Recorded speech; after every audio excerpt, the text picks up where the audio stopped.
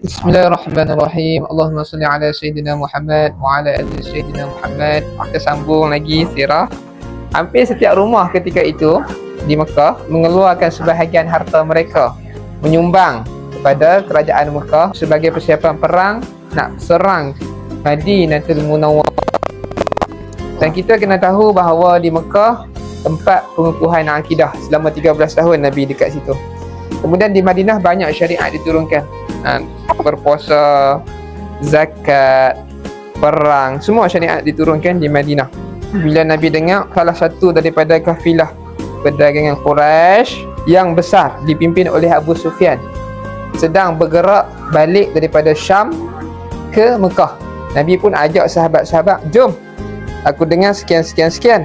Nabi ajak sahabat keluar sekat kafilah tersebut. Nabi ajak sahabat keluar ni ada dua faktor. Yang pertama, kita kena faham bahawa Nabi ajak keluar sekat sahaja, bukan untuk berperang. Yang kedua, kita kena faham faktor dia adalah sebab Nabi tahu bahawa keuntungan yang dibawa balik akan digunakan untuk serang Madinatul Munawwarah. Dan yang keduanya, ketika mana sahabat-sahabat Muhajirin dulu masa di Mekah nak berhijrah ke Madinah, banyak meninggalkan harta-harta mereka. Antaranya kedai mereka, nak bagi faham, antaranya tanaman-tanaman, kebun-kebun mereka, rumah-rumah mereka, harta-harta mereka, semua ditinggalkan. Jadi Nabi ajak untuk keluar atas dua faktor tersebut. Keluar daripada Madinah menuju ke Badar adalah perjalanan yang sangat jauh, adik. Jauh. Nabi keluar hanya untuk sekat kafilah, bukan untuk berperang. Dalam perjalanan, berita sahabat-sahabat dan juga Rasulullah dan Nabi keluar ni sampai ke pengetahuan Abu Sufyan. Bila sampai dekat pengetahuan Abu Sufyan pun mengutuskan seorang penunggang kuda yang pantas dengan sepucuk surat lah untuk bagi tahu ke Abu Jahal di Mekah. Maka penunggang kuda ni pun pecut dengan selaju-lajunya. Dan Abu Sufyan yang tadi tu, ketua kafilah tadi, dia pun tukar jalan, menggunakan jalan pesisiran pantai. Nabi tunggu tempat lain, Abu Sufyan lalu tempat lain, tak jumpa tuan-tuan. Nabi keluar bukan untuk berperang. Jadi kelengkapan umat Islam itu adalah sangat sederhana. Dengar betul-betul, umat Islam ketika itu hanya ada 2 ekor kuda yang cukup untuk 2 orang dan beberapa ekor unta yang digunakan untuk 70 orang umat Islam ketika itu dan digunakan secara bergilir-gilir. Orang pok kafir Quraisy ni pula ketika itu Abu memutuskan bila dengar sahaja berita Nabi dengan sahabat keluar ni seramai 313 orang, Abu menggerakkan pasukan tentera yang sudah siap bersedia seramai 1000 orang. Hasbunallah wa ni'mal wakil. Akhirnya sampai berita ini kepada Rasulullah sallallahu alaihi wasallam. Nabi panggil sahabat, Nabi panggil Abu Bakar, Nabi panggil Umar dan sahabat-sahabat lain duduk berbincang. Ini ibrah, pengajaran yang kita boleh ambil, yang Nabi ajar kepada kita. Apa-apa bincang dulu. Nabi tanya dekat sahabat-sahabat ketika itu soalan yang sama 3 kali. Cerita dia macam ni. Mula-mula Nabi tanya, ajibuni ayyuhal qaum, wahai para sahabat, apa pendapat kalian? Waktu tu seruan tersebut disahut oleh sahabat Muhajirin. Sahabat Muhajirin ni yang asal daripada Mekah, sama-sama baginda Nabi berhijrah ke Madinah.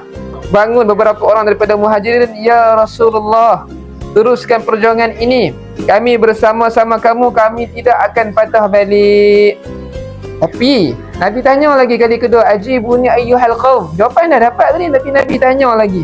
Ketika ini sahabat-sahabat Ansar mula sedar. Nabi ulang balik, ajibuni ayyuhal qaum. 3 kali Nabi ulang. Ketika itu kali ketiga disahut oleh ketua Ansar, iaitu Sa'ad ibn Mu'az. Apa Sa'ad ibn Mu'az kata? Ini jawapan dia. Ya Rasulullah, seolah-olah Tuhan sedang menunggu jawapan daripada kami. Aku mewakili Ansar dan aku akan bagi tahu pada kamu, wahai pesuruh Allah, sesungguhnya kami membela kamu ketika mana kamu mula-mula menjejaki ke bumi Madinah ini bersama dengan Muhajirin, seperti mana kami membela kamu, wahai Rasulullah, dan Muhajirin di bumi Madinah.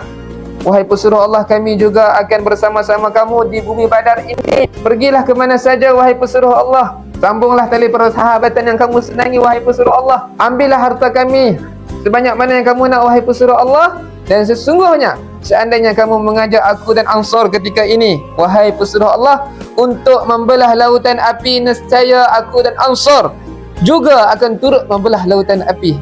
Subhanallah. Betapa semangatnya Sa'ad ibn Mu'az ketika itu, seorang yang cerdik, yang bijak, yang hebat. Dia pun bangkit dengan pidato yang membuatkan muka Nabi bercahaya, tuan-tuan. Nabi bila gembira akan terpampar jelas di wajah Rasulullah, menunjukkan ya Rasulullah gembira ketika itu. Okey, dalam Syama'il Muhammadiyah, Rasulullah muka bercahaya. Waktu Rasulullah gembira, kegembiraan itu terpancar di wajah Nabi SAW.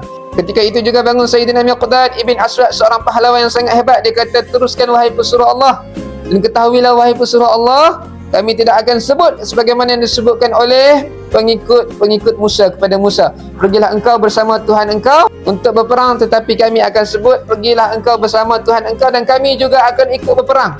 Izhab anta wa rabbuka faqatila. Kami juga akan turut berperang di hadapan kamu, di kanan kamu, di kiri kamu, di belakang kamu, sehinggalah agama ini diberikan kemenangan oleh Allah Subhanahu wa taala. Nabi waktu tu, tuan-tuan, Nabi senyum bila dengar Muhajirin dan Ansar dengan sepenuh hati menyokong, mendukung perjuangan Nabi Muhammad SAW. Nabi pun kata, siru ala barakatillah, dan bergembiralah kalian. Kita akan sambung lagi sirah. Dekat-dekat dah ni nak perang Badar. Banyak kisah sahabat yang kita boleh ambil daripada perang Badar ni. Anas boleh nak tidur dah. Kita sambung lagi pada masa akan datang, insya-Allah. Assalamualaikum.